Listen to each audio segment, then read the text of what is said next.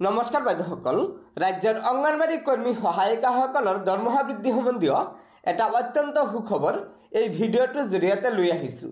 হয় বাইদেউসকল, আমি অংগনবাড়ী কৰ্মী সহায়িকাসকলৰ দৰমহা বৃদ্ধি সম্বন্ধীয় আজিৰ এই সুখবৰটো জানি ল'ম। তাৰ আগতে আপোনালোকক এটা অনুগ্ৰহ কৰি লগৰ বান্ধৱীসকলক এই ভিডিঅ'টো শ্বেয়াৰ কৰি আজিৰ এই গুৰুত্বপূৰ্ণ খবৰটো জনাই দিব। আৰু নতুনকৈ অহা বাইদেউসকলে পৰৱৰ্তী সময়ত ৰাজ্যৰ অংগনবাড়ী কৰ্মী সহায়িকাসকলৰ বিভিন্ন খবৰসমূহ পোনপ্ৰথমে পাবলৈ অনুগ্ৰহ কৰি আমাৰ এই চেনেলটো ছাবস্ক্ৰাইব কৰি ল'ব। গতিকে বলক আমি আগবাঢ়ি যাওঁ। কংগ্ৰেছ আৰু CPIM তিনিটা দলে আজি সদন ত্যাগ কৰিলোঁ। তাৰ তিনিটা মূল কথা আছিলে। এটা হ'ল অংগনবাড়ী কৰ্মী আৰু সহায়িকাবিলাকৰ যিটো মাননি, সেইটো আমি কৈছোঁ যে 1 নম্বৰ যে কৰ্মীসকলক 15,000 টকা মিনিমাম আৰু সহায়িকাসকলক মিনিমাম মাহেকত 10,000 টকা দিয়াৰ ব্যৱস্থা কৰিব লাগে। আৰু তেওঁলোকক মাননি নহয়, তেওঁলোকক দৰমহা দিব লাগে আৰু তেওঁলোকৰ কামটো স্থায়ীকৰণ কৰিব লাগে। এই দাবী আজি আমি উত্থাপন কৰিছোঁ, কিন্তু তেওঁলোকে মানি লোৱা নাই। গতিকে আজি আমি সদন ত্যাগ কৰিলোঁ। দ্বিতীয় দাবীটো হ'ল যে 887 কোটি টকা খাদ্যৰ কাৰণে খৰচ কৰা, শিশু আৰু মহিলাৰ খাদ্যৰ কাৰণে খৰচ কৰা 887 কৰোৰ ইমান টকাৰ এটা কেলেংকাৰী সমাজ কল্যাণ বিভাগত আৰম্ভ হৈছে। কি হৈছে?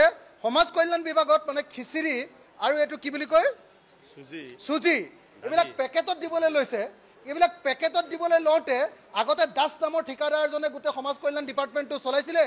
এতিয়া চাহী আৰু মাৰোৱাৰী কেইজনমান ব্যৱসায়ীৰ হাতত এই 887 কোটি টকা সম্পূৰ্ণ ঢালি দি ছ'চিয়েল ৱেলফেয়াৰ ডিপাৰ্টমেণ্টটো আকৌ ঠিকাদাৰৰ হাতত দি দিবলৈ লৈছে। গতিকে আমি কৈছোঁ যে নহয়, যিটো খাদ্য নাখায়, যিটো পেকেট খাদ্য, গৰুৱে নাখায় যিটো খাদ্য, সেই গৰুৱে নোখোৱা খাদ্যটো এনেকৈ দিব নোৱাৰি। আমি তাৰ বিৰোধিতা কৰিছোঁ আৰু তাৰ ওপৰত তদন্ত দাবী কৰিছোঁ, সদন ত্যাগ কৰিছোঁ তাৰ কাৰণে।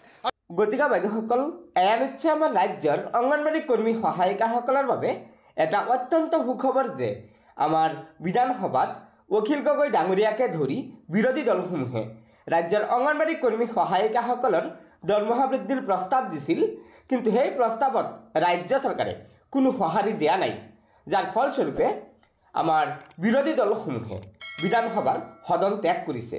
যেতিয়ালৈকে ৰাজ্য চৰকাৰে অংগনবাড়ী কৰ্মী সহায়িকাসকলৰ দৰমহা বৃদ্ধি নকৰে, তেতিয়ালৈকে বিৰোধী দলসমূহে আন্দোলন চলাই যাব বুলি হুংকাৰ দিছে।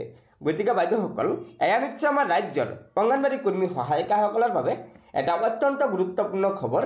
সেয়েহে লগৰ বান্ধৱীসকলক এই ভিডিঅ'টো শ্বেয়াৰ কৰি আজিৰ এই গুৰুত্বপূৰ্ণ খবৰটো জনাই দিব। আৰু নতুনকৈ অহা বাইদেউসকলে পৰৱৰ্তী সময়ত ৰাজ্যৰ অংগনবাড়ী কৰ্মী সহায়িকাসকলৰ বিভিন্ন খবৰসমূহ পোনপ্ৰথমে পাবলৈ অনুগ্ৰহ কৰি আমাৰ এই চেনেলটো ছাবস্ক্ৰাইব কৰি ল'ব। গতিকে আজিৰ ভিডিঅ'টো ইয়াতে সমাপ্ত কৰিলোঁ। ধন্যবাদ। জয় অসম।